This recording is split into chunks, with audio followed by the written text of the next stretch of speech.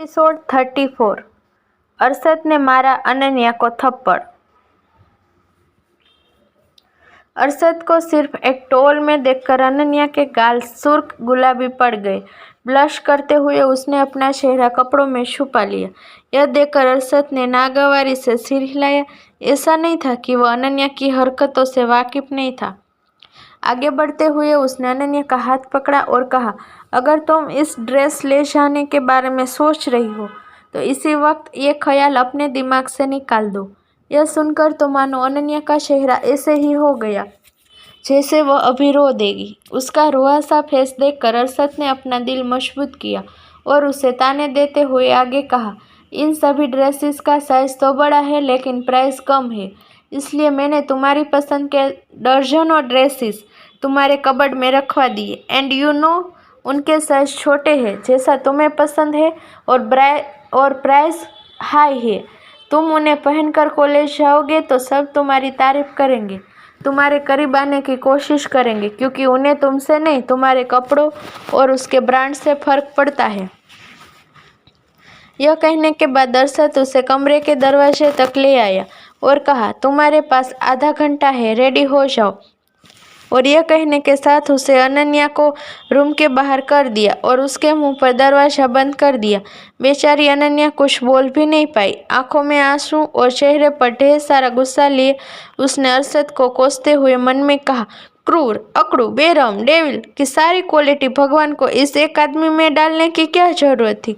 क्या वो इसे थोड़ा नरम और प्रेम पूर्वक बात करने वाला इंसान नहीं बना सकते थे? एक तो अचानक से भूत की तरह प्रकट होकर मुझे डरा दिया, मुझे मेरे कपड़े भी नहीं लेने दिए और कमरे से भी बाहर निकाल दिया। अपने आप से यही सब कहते हुए अनन्या अपने कमरे में जा रही थी कि तभी किसी के हंसने की आवाज़ उसके कानों में पड़ी। उसने सिर उठाकर सामने देखा तो वहाँ पायल और निया थी जो उसका मजाक उड़ाते हुए हंस रही थी। निया ने कहा, यार पायल, लगता है हमारी ख्वाहिश जल्दी ही पूरी होगी। इस पर पायल ने कहा, लग तो मुझे भी कुछ ऐसा ही रहा है। Can you imagine? भाई ने अभी किसी को अपने रूम से धक्के मारकर बाहर निकाल दिया। मुझे तो अभी भी अपनी आंखों पर यकीन नहीं हो रहा।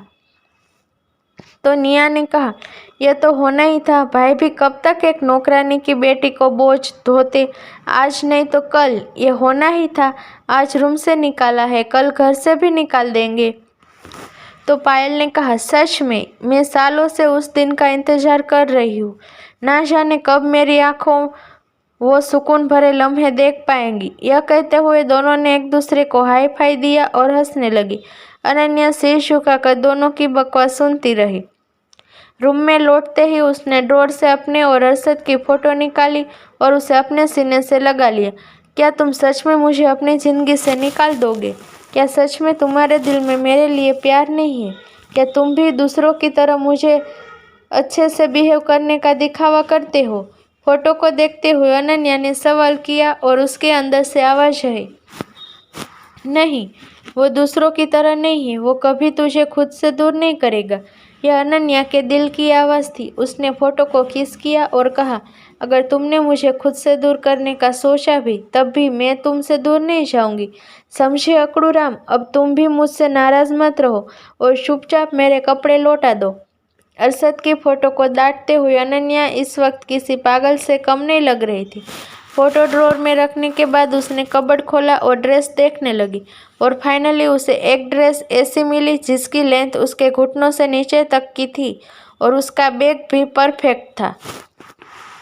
अभी इसे पहन लेती हूँ, बाद में श्रुति के साथ शॉपिंग पर चली जाऊंगी। यह डिसाइड करते हुए अनन्या वॉशरूम में चली गई।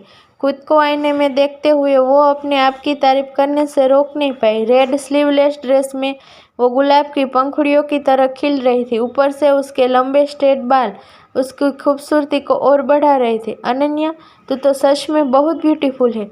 कहाँ तूने ज्वेलरी डिज़ाइनर बनने जा रही है? तुझे तो फैशन इंडस्ट्रीज में होना चाहिए था। देखना, इस ड्रेस में देखकर अरशद भी खुद तेरी तारीफ करने से रोक नहीं पाएगा। बालों को संवारते हुए उसके डिसाइड किया कि आज वो अपने बालों को टाई नहीं करेगी। लास्ट में ईयरिंग पहनने के बाद उसने बालकनी से एक फूल तोड़कर बप्पा को चढ़ाया और उनसे आशीर्वाद लेकर वो फिर अरशद के कमरे में जाने लगी। अनन्या आज बहुत खुश थी।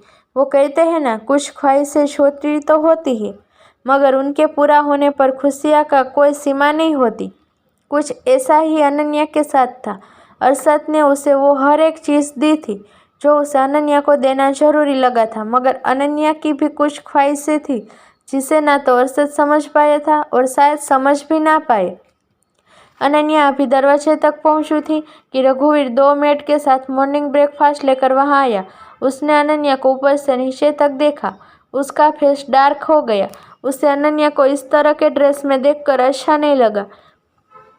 वहीं अनन्या ने आंखें ब्लिंक करते हुए उसे देखा, जैसे पूछ रही हो, मैं कैसी लग रही हूँ। मगर रघुवीर ने उस पर ध्यान नहीं दिया और उसे इग्नोर करते हुए रूम के अंदर चला गया। अनन्या तो बस उसे देखती ही रह गई। इन्होंने मुझे ऐसे क्यों देखा? क्या मैं इन्हें अच्छी नहीं लगी? अनन्या ने सोचा और इस बात पर ज़्यादा ध्यान ना देते हुए वो कमरे में आ गई। अरशद सोफे पर बैठा था। अनन्या को देखते ही उसकी आंखों में गुस्सा उतर आया। इसमें कोई शक की बात नहीं थी। अनन्या के ऊपर वो ड्रेस कितनी ही अच्छी लग रही है। वही उसका परफेक्ट फिगर उभर कर उस ड्रेस से बाहर आ रहा था। अरशद की आंखों में खुद के लिए गुस्सा देकर अनन्या की सारी खुशी एक पल में गायब हो गई और उसकी जगह बेचैनी ने ले ली। रघुवीर और सरवंट दोनों वहां से चले गए। अनन्या धीरे धीरे अरशद के सामने आकर रुक गई। अरशद ने आंखें बंद की और अपना गुस्सा कंट्रोल किया। वो कभी नहीं चाहता था कोई अनन्या को इस तरह के ड्रेस में देखे। उसने अनन्या को हर नज़रों से देखा था। वो जब भी बीमार हुई थी, उसने एक माँ की तरह रात भर जाग कर उसकी देखभाल की थी। जब उसकी कोई डिमांड होती, उस वक्त वो एक पिता की तरह उसकी सारी डिमांड को पूरा करता, एक दोस्त की तरह उसकी सारी शिकायतें सुनता। अनन्या सिर्फ उसकी जिम्मेदारी नहीं थी, उसकी दुनिया थी और वो अपनी दुनिया को कभी भी बेपर्दा नहीं करना चाहता था। इस फैशन की दुनिया में जहाँ लड़कियाँ अपने अंग का प्रदर्शन करने आगे बढ़ती है, वहीं अरशद ने हमेशा से अनन्या को उसके टैलेंट को लेकर आगे बढ़ते हुए देखना चाहता था। उसने आज अनन्या को खाने के लिए नहीं कहा और खुद ब्रेकफास्ट करने लगा। लेफ्ट साइड कंधे पर बैग टांगे अनन्या बस उसे खाता देखती रही। यह पहली बार हुआ था जब अरशद ने उसे खाने को नहीं पूछा था। अनन्या 10 मिनट तक खड़ी रही। टिश्यू से हाथ क्लीनर करने के साथ ही अरशद रूम से बाहर चला गया। अनन्या ने उसे बाहर जाता देखा और उसकी आंखों से एक बार फिर आंसू छलक आए। उसे खुद भी नहीं पता था सुबह से वो कितनी बार रो चुकी थी। गुस्से में उसने अपना बैग टेबल पर फेंक दिया। उसके ऐसा करने से खाने से भरी प्लेट नीचे गिर गई। गुस्से में उसने अपना बैग टेबल पर फेंक दिया। उसके ऐसा करने से खाने से भरी प्लेट नीचे गिर के टूट गई। अरशद पिछले आधे घंटे से कार में बैठा अनन्या के आने का वेट कर रहा था।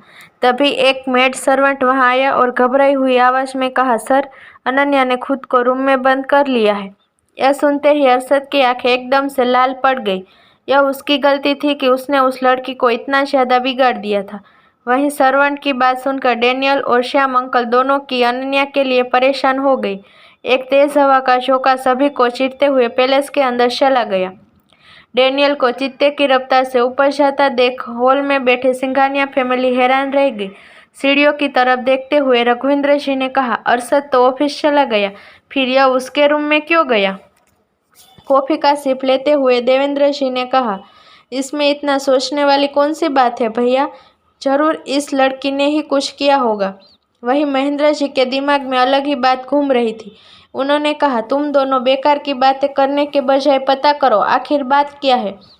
इस पर रघुवेंद्र जी बेपरवाही से बोले, डैड, अब इसमें पता करने वाली कौन सी बात है? जो भी होगा अभी कुछ देर में अपने आप पता चल जाएगा। So you just chill. Raghuvendra ji की ऐसी बातें सुनकर महेंद्र जी भड़कते हुए बोले, क्या तुम भूल गए हो अरशद को उस लड़की की कितनी ज़्यादा फिक्र है? अगर उसे पता चल गया उसके गले में परेशानी है, उसे बोलने में समस्या होती है और हमने यह बात उससे सालों से छुपाई है, तो वो गुस्से में सब खत्म कर देगा। इसलिए जितना बोल रहा हो उतना करो। पता करो वो लड़की थी है या नहीं, कहीं उसकी तबीयत तो खराब नहीं हो गई। महेंद्र जी ये बोल रहे थे। वहीं कुछ दूरी पर खड़ा अथर्व उनकी बातें सुन रहा था। वो महेंद्र जी के कहने का मतलब समझ रहा था, क्योंकि इसका जिम्मेदार कोई और नहीं, वो खुद था। उसने सीढ़ियों की ओर देखा। उनकी आंखों में अनन्या के लिए फिक्र साफ नजर आ रही थी। वहीं मीनाक्षी जी का ध्यान भी सीढ़ियों की तरफ था। वो गुस्से में बुदबुदाती हुई बोली, इस लड़की ने फिर अपना रंग दिखाना शुरू कर दिया। मैंने इसे अरशद से दूर रहने को कहा था और ये मेरे बेटे के और करीब जाने की कोशिश कर रही है, लेकिन अब और नहीं, जल्द ही मुझे इसका इंतजाम करना होगा। वहीं अरशद के रूम में, अनन्या, यह क्या बचपना है, डोर ओपन करो। ड्रेसिंग रूम के दरवाजे पर नॉक करते हुए रघुवीर अनन्या को डोर ओपन करने को कह रहा था। तभी रूम में डैनियल आया और आते ही उसने रघुवीर से पूछा, क्या बात है, अनन्या कहाँ है? अंदर है, रघुवीर ने कहा और पीछे हट गया। अनन्या, बॉस तुम्हारा वेट कर रहे हैं, जल्दी बाहर आओ, डैनियल ने कहा। उसकी आवाज़ सुनकर अनन्या ने दरवाजे को देखा और फिर उसकी बात को नज़रअंदाज करते हुए वो अपना ड्रेस पैक करने लगी। बाहर रघुवीर अनन्या की फिक्र करते हुए डैनियल से कहा, यह लड़की ना जाने दिमाग से कब बड़ी होगी। इस पर डैनियल ने आह भरते हुए कहा, बॉस कल से बहुत गुस्से में है और अनन्या की इस हरकत से उसका गुस्सा और बढ़ गया है। मुझे डर है कि वो। डैनियल अभी बोल ही रहा था कि कमरे में अरशद और उसके पीछे पीछे श्याम अंकल की एंट्री हुई। अरशद बहुत गुस्से में था। ऊपर से उसका गुस्सा बढ़ाने के लिए उसकी फैमिली वहां आ गई थी। उसने श्याम अंकल को डोर क्लोज करने का इशारा किया और खुद ड्रेसिंग रूम की तरफ जाने लगा। उसे आता देख डैनियल और रघुवीर पीछे हट गए। अरशद चुपचाप बंद दरवाजे के सामने रुक गया। उसे ज़्यादा वेट नहीं करना पड़ा। करीब 5 मिनट के अंदर ही ड्रेसिंग रूम का दरवाज़ा खुला। अरशद को दरवाजे पर खड़ा देख अनन्या डर गई। इस वक्त अरशद काली गहरी डरावनी रात का सौदागर लग रहा था। अनन्या कुछ रिएक्ट कर पाती उससे पहले ही एक जोरदार थप्पड़ के साथ उसका कान सुन्न हो गया। सिर्फ उसका ही नहीं, कमरे में मौजूद रघुवीर, डैनियल और श्याम अंकल के भी डर से रोंगटे खड़े हो गए। आखिरकार वही हुआ जिसका उन्हें डर था। अनन्या के लेफ्ट गाल पर अरशद की 4 उंगलियां छप चुकी थी और अनन्या के थप्पड़ की लिस्ट में एक और थप्पड़ ऐड हो गया था।